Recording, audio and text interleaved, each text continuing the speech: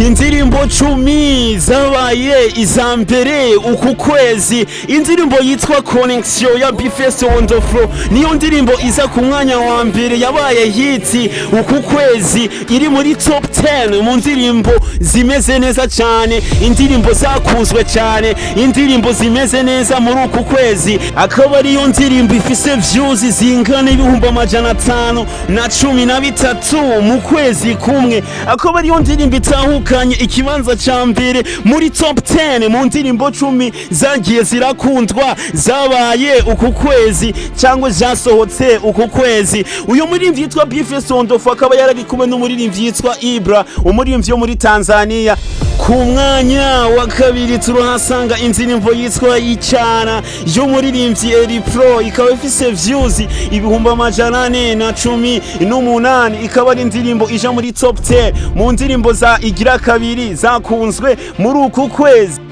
Ku mwanya wa gatatu turahasanga indirimbo yitwa Ikirore y'umuririmbyi yitwa Double J once again ari kumwe na Mokenzi. Iyo ndirimbo ikaba ifise views zingana ku 396, aho nyene akaba ari mu kwezi kumwe. Iyo ni indirimbo iza ku mwanya wa gatatu yabaye hit ngaha mu kwezi kumwe ngaha mu gihugu cyacu cy'u Burundi.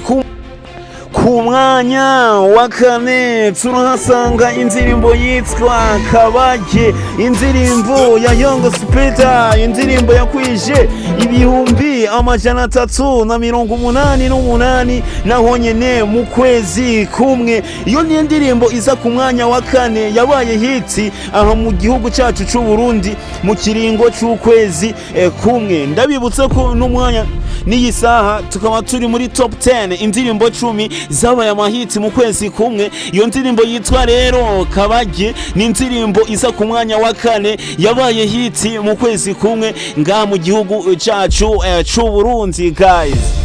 Ku mwanya wa gatanu turahasanga indirimbo yitwa Ropero y'umuririmbyi yitwa Satubi Satura cyangwa mwitwe Bizimana Abubakar. Iyo ndirimbo ikaba ifise 290 vy'amaviews mu minsi 13 yonyene. Mugo murumva ko ino ndirimbo izoba yiti nyakanu mu kwezi kumwe ho izoba ifise umuriyoni w'amaviews, ariko ikaba ifise 290 vy'amaviews mu minsi 13. Iyo n'umuririmbyi yitwa Satubi Satura ku ndirimbo yiwe yitwa Ropero.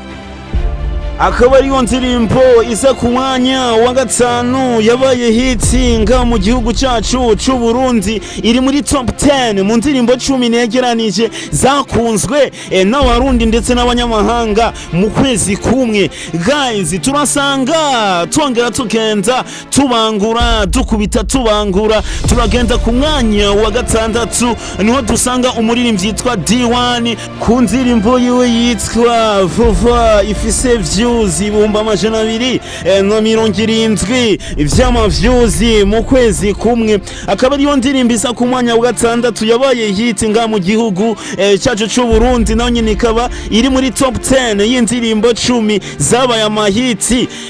Guys, narababwira ati jewe Domos umushinga amateka honorable y'umuziki w'u Burundi nasho musoye kwigeramo mburana mu gihe nkomeye fisi sosi rikomeye nkidundeka, nabwo nsoye kwigera ntanga ikamba ry'ubushinga amateka mu muziki ndundi. Ni jewe narababwira ati ni jewe mvuga nikijana mu muziki ndundi, utambonye ntabwo ushobora gutunganirizwa mu makuru ari update. Ku mwanya w'indwi turahasanga indirimbo y'umwigemekazi w'umurundi ndetse akaba ari n'umunyamubanza uyo bamwitwa Kerina, ari kumwe n'umuririmbyi yitwa Big Fizzo. Akaba basohoye indirimbo yitwa Serenity, indirimbo ifise views zingana ku 220 mu kwezi kumwe. Akaba ari umwigeme yabikora neza cyane. Iyo niyo ndirimbo iri muri top 10 y'indirimbo jewe natoye umushinga amateka, indirimbo 10 zakunzwe nga mu gihugu cyacu cy'u Burundi, akaba ari mu kwezi kumwe gusa. ku mwanya w'umunani turahasanga igihangange mu muziki nzunzi ariwo bitwa umwana w'isezerano, ariwo bitwa Melanini Boy Gusto, ariwo bitwa indirimbo bitwa kuri Bluetooth, indirimbo ifise ibihumbi 256 mu kwezi kumwe. Nayo nyene iyo ndirimbo ikaba isa ku mwanya w'umunani mu ndirimbo zakunzwe mu kwezi kumwe zagiye zigarura imitima ya benshi. Iyo ndirimbo ikaba iri muri top 10 mu ndirimbo 10 zakunzwe ku mwanya w'umunani. Niyo ndirimbo iza ibikora neza cyane nga mu gihugu cyacu cy'u Burundi.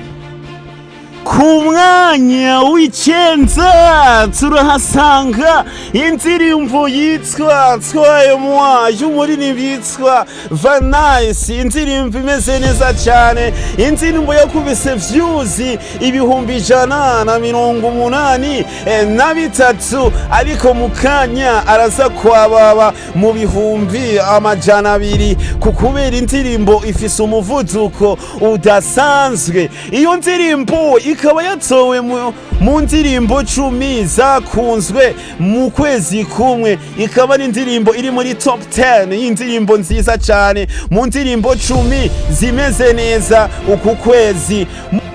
Ku mwanya wa 10 turahasanga indirimbo yitwa Sekwasa y'umuririmbyi yitwa DJ Philbert, umu DJ mwiza cyane abikora neza. Iyo niyo ndirimbo yitwa Sekwasa isa ku mwanya wa 10. Indirimbo zakunzwe cyane, indirimbo zimeze neza, indirimbo zigarura imitima ya benshi ngaha mu Burundi mu kwezi kumwe. Iyo ndirimbo yitwa Sekwasa ikaba muri top 10 mu ndirimbo zimeze neza cyane ngaha mu gihugu cy'u Burundi guys. Nagira ndabibutsa ati mwari muri kuwe n'umushinga amateka honorable w'umuziki nzunzi ari bitwa Demosa igikoko igisamagwe mu muziki nzundi, umusesanguza bikora neza. Nimaze igihe kirekire nagaruka mu igemu, namanje ndapfuwesha ndarindira maze ndabe ibiswi binyababa ndebe ko ari umwana azokwigera mereza ikamba, ariko nasanze ko atanumwe azokwigera honyora mu makanza y'umushinga amateka Domo.